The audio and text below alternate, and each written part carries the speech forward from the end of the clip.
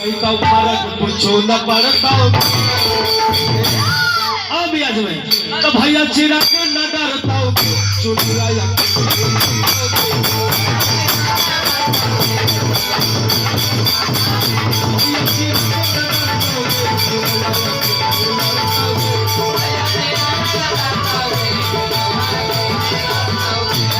और क्या क्या है कि जरे वाला या सही देखी के जर जर जरे वाला जरे तो भैया जरे नहीं कि जरे वाला या सही देखी के जर जर मर कि भैया चिराग न डरता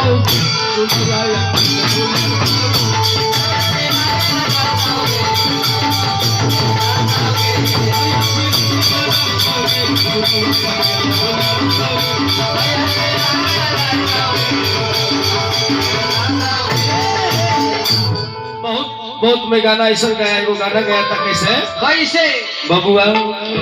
मास्टर जी जगह पर रहा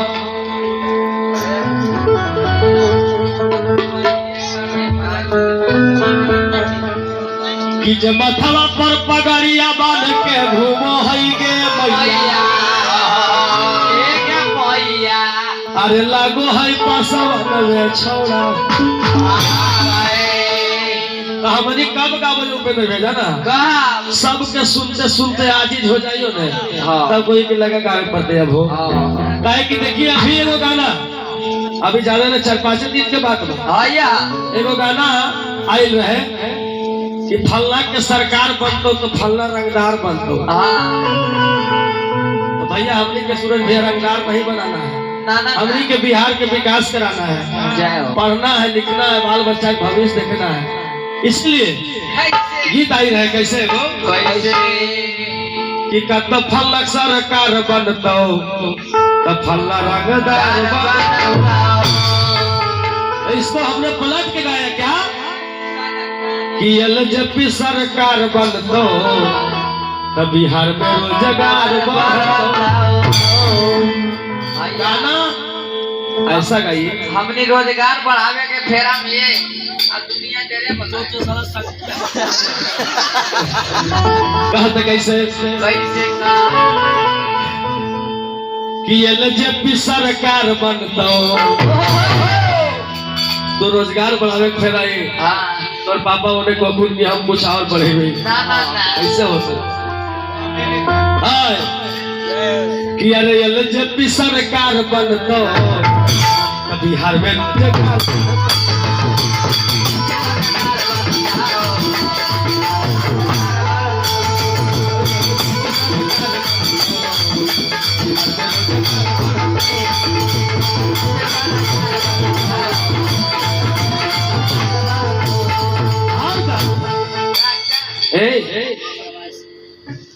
तो मुँह बोलो ही जब मुँह हो जाए तबान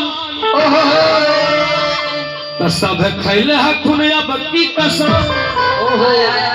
कि अब चिराग सरकार बनतो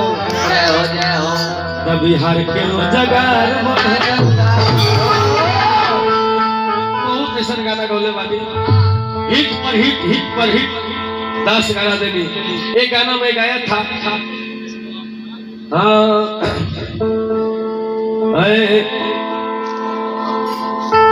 कि अरे चिराग पासवन ललानावा अरे छुअथिन सबके चलानावा कि अब की के मौका नहीं गवाई दी है चाची अपन चिराग के कि बिहार के सीएम बनाई है चाची अपन चिराग के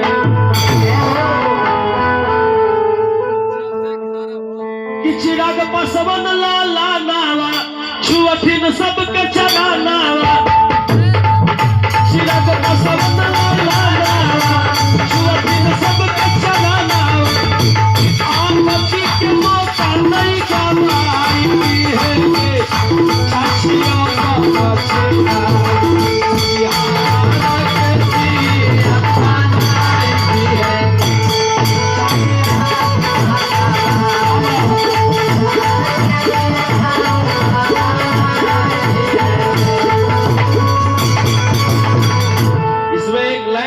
जो खूब बात हुआ था कैसे कैसे कि पसवाने जी के दिहल हो मोबाइल के जानो तो जौन मोबाइलवा से करो ही वीडियो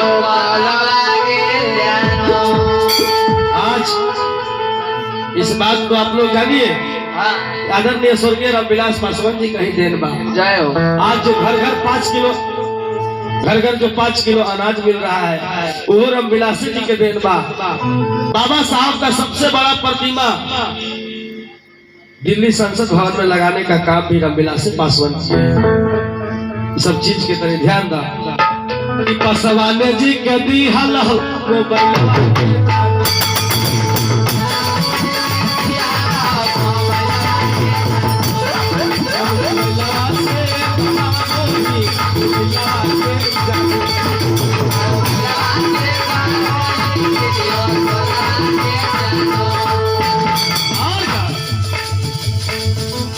राजू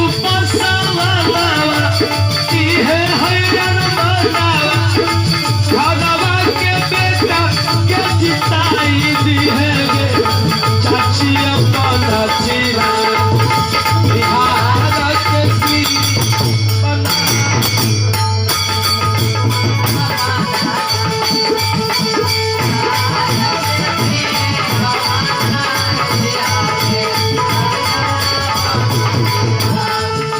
बिहार कैसी बनाई दी है चाची